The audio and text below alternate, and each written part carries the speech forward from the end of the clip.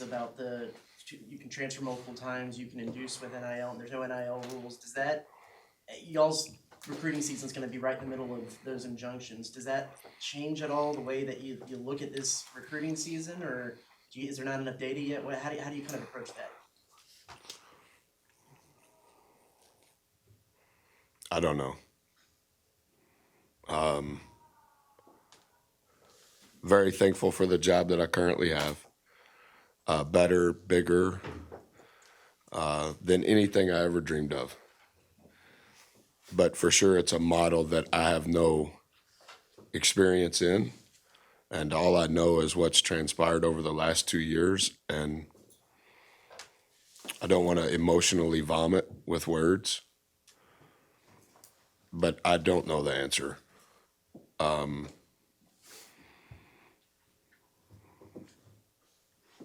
It's ever changing, and many decisions by coaches and players and people and writers and journalists are made based on money, and many times there is a governing body and there is not a governing body, and you have to figure out what are the rules, if any, and if you don't follow the rules, does it matter? And then where is the source of the income required within the free agency? And so I honestly don't know, Travis. Buzz, it was only a couple of months ago, y'all took what's now the #1 team in the nation right down to the wire. How do you get back to that point as the regular season winds down? Yeah. I think what I've tried to do is just try to help our team understand when we were good and why we were good, and when we haven't been good and why we haven't been good. And then I think our staff's done a really good job on educating our team on what the opponent does well, what we need to be prepared for, and then how that correlates relative to the recipe that we know we have to follow. Whatever it was, 16 or 17 days ago, we beat Tennessee here. And in many respects, that was one of our better wins throughout the season. And then since then, we haven't played well. We've changed some plays, we've changed some players, we've changed some minutes, we've changed some things defensively.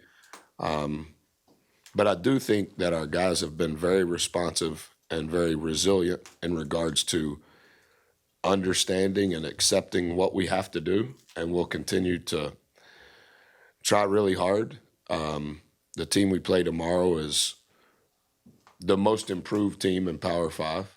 Coach has done an incredible job. Their transfers have had an enormous impact on their team. They have the freshman of the year in the league, the kid from South Carolina. He's really, really good. But they play a very distinct style. They're slower than Virginia. They're almost kind of Virginia in the SEC. They're slower than Vanderbilt in regards to pace of play. Very, very skilled on the perimeter, but also they beat you up at the rim. And so knowing what we know about South Carolina, how can we negate hopefully some of that? And then how can we be the best at what we need to be the best at in order to get back to that? Are you surprised at all with South Carolina's success this year, what they've been able to do? You know, when we play a team this late, unless I'm watching them in preparation for an opponent, I don't really know much about them. And so I'm glad that we're playing on Wednesday instead of Tuesday, because I didn't know all of their guys. I didn't know their style of play. They're a completely different team than the team that we played in Columbia last year in regards to personnel, for sure, but also in stylistically on both sides of the ball. And so it's, in many respects, that's why I'm not dressed right. I mean, I've just been studying since the last time I saw you guys. And I've enjoyed watching their team. But I'm not sure that there's a team similar. There's Vanderbilt similar in regards to pace, but I think one of the reasons they've had the success that they've had thus far within our league and outside of our league is there's not a lot of teams constructed the way that they are with the talent that they have playing the way that they're playing. As y'all try to regain your footing, traction, do you welcome playing as a team that plays at a slower pace? Well, we're not great playing fast, but we weren't great when we played Vanderbilt either, who was slow. So we're probably somewhere, Owen, in between. And I think when we played Virginia this year, one of the things that I told our guys is what we used to tell our teams when we were in the league is, when you take 100-question test, if you miss 2 or 3, you feel okay about it. When you take a 50-question test and you miss 2 or 3, you're like, But when you take a 25-question test, you're like, man, I can't miss 2 or 3. And so I think there has to be kind of a feel for the value of a possession. I anticipate this will be a below 70 possession game. And so the value of an offensive rebound, the value of a good shot, the value of not turning the ball over, it escalates in a 25-question test. We're not great at a 100-question test. And if you ask for Henry or some of those guys that kind of follow that train of thought, they would tell you we're better at 75-question tests. Like they kind of know where that line is. And I think it's important for us in this game, all new personnel, not a mirror opponent.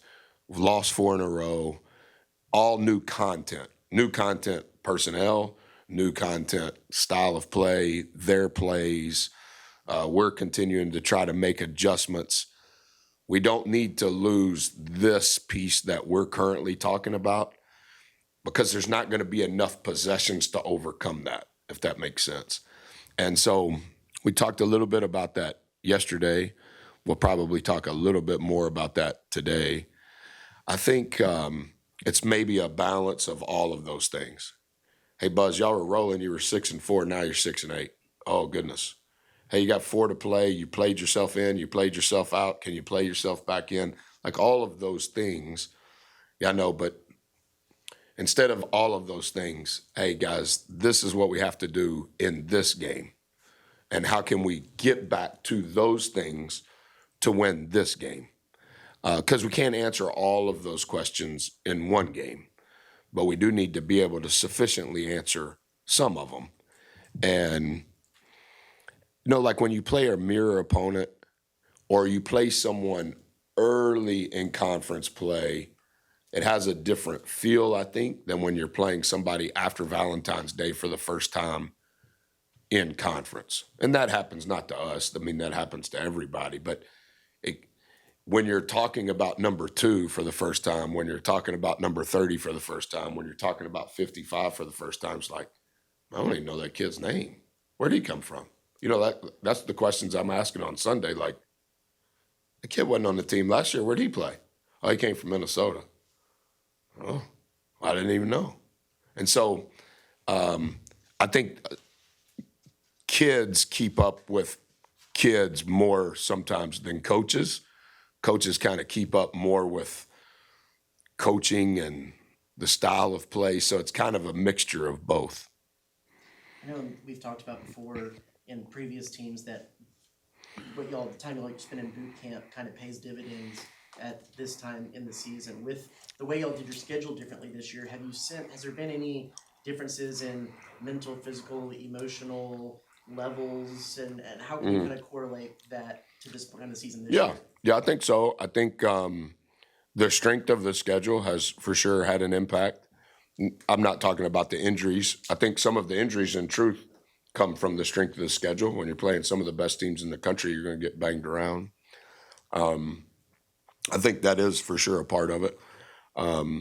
We delayed the start of our typical routine because we went to the Bahamas. That was the right decision. And I also think that all of the excitement going into this year and the expectations and the preseason things that came with it, and the disappointment that also comes with not fulfilling those external votes, expectations, I think that's part of it. And I think to act like it's not when you're dealing with young people, I think that would be foolish on my part. And so, yeah, I just try to greet those things head on, collectively with our team, but also spend, in truth, a lot of time with our guys individually. Probably more so than I should, but that's because the relationship is so important to me. So I think that allows me, because of the time that I spend with them individually, to say what I say to them collectively, because many of them have already heard it specific to them. Do you ever have any concern that Wade takes too much of the onus on himself? Feels like. Oh, yeah. Yeah, I don't necessarily constitute that as a negative. I think all really good players want to take more ownership. I think you may be thinking statistically, does he feel that?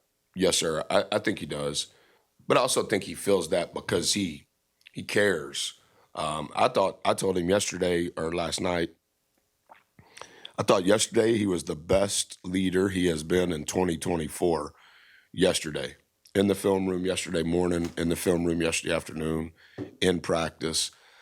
But Four is very high IQ basketball-wise, but he may have the best EQ of any player I've ever coached. Like, you guys have interacted with him. Like, he can walk in this room and he can kind of get a feel. And he kind of knows what to say, when to say it, how to say it. But pick any 2 or 3 guys on our team, and he's that same way. He kind of knows how to talk to Mo, but he knows how to talk to Henry. But he knows how to talk to Boots. And so he has a really good feel. And I think that level of ownership, when things are good, you feel great.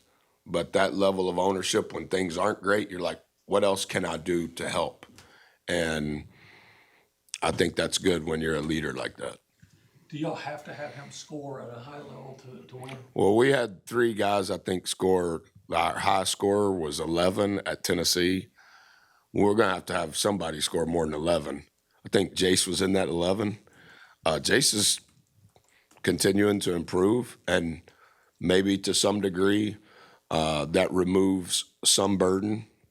We need some help at the rim. I'm not complaining about Julius. I'm just saying we need to continue to find ways to score at the rim, not exclusively all the time off the bounce. I think that will remove some pressure higher on the floor. And so, is it 4? Yeah, we need 4 to be good. All those numbers you guys were asking me about earlier in the month, when Boots is good, our team has been good. But we need 4 to be good. We need Boots to be good. We need Jace to keep going. Anything that Henry, Andy, Solo, Wildens could do at the rim would be healthy for us. We need H to make a shot from 3 if he can. We need Eli to make his first shot from 3 if he can. Like, just when you're fighting these margins, which one? We'll take any of them. All of them at the same time? Sure. Half of them? Sure. Because it's just such a thin line. Are we trying to get 2 baskets inside? Can we make 3 more free throws? Like, it's those types of margins that we're fighting. But we need our best players to be our best players. And in our 6 wins, when our best players have been our best players, we've won. In our 8 losses, have our best players always been our best players? Well, 4 scored, I think, 41 at Arkansas, and we lost. Well, 41 is like, well, that's good enough for 2 best players. You know what I mean? So I think the numbers bear out who our best players are. We need our best players to be our best players, but anything anybody else can give us, we're open to. Because of those things you're talking about, when you look at the second half of some of these games, has it been too reliant on like a Boots, Wade, ISO kind of situation because they just don't have that support? Yeah, I think at times it has felt like that. And I think sometimes we've got to continue to find ways, not necessarily for them not to shoot per se, but how can we get them off the ball and then back on the ball? How can we create an opportunity for somebody else to get a touch? Maybe it leads to a shot, maybe it doesn't. But I think when the pressure is so high on the floor, how can we alleviate that pressure to some degree and at least back it up? Even if it comes back to them, we're okay with that. But when it stays side top side and it just goes east and west, that doesn't bode well for any team. But for sure, it doesn't for our team. What does South Carolina present? What challenges do they present defensively, being the number one scoring defense in the SEC? I think part of the reason they're number one scoring defense is just because of their pace. I think they're 353rd in pace of play. So you're going to have the number one scoring defense if you're the slowest team. But they are really good defensively. I think their defense is ranked 6th in the league. I think their offense is about the same. Everything for them is at the rim with many of their players. But they space you out because you have to guard those guards because 40% of their shots are from three in SEC play. But when you look at kind of, they're not money ball the way everybody says Alabama is. But statistically speaking, they're very close. They're wanting to score at the rim with their forwards. And if you collapse and make a decision on those forwards, because you have to, they're going to shoot 80% if you don't, then what's your decision on the weak side with the shooters that they have spaced out? And they have an equal balance of, if you do that, we do this. And if you do this, we do that. And you can tell with their experience relative to their roster, they're very comfortable in how they play and who they are as players. Like, you don't see a lot of those guys outside of their role or their skill set. And I think that that's what makes them so effective. I think that's why they've had the wins that they've had this year. All right, looks like that's a wrap. Thank you.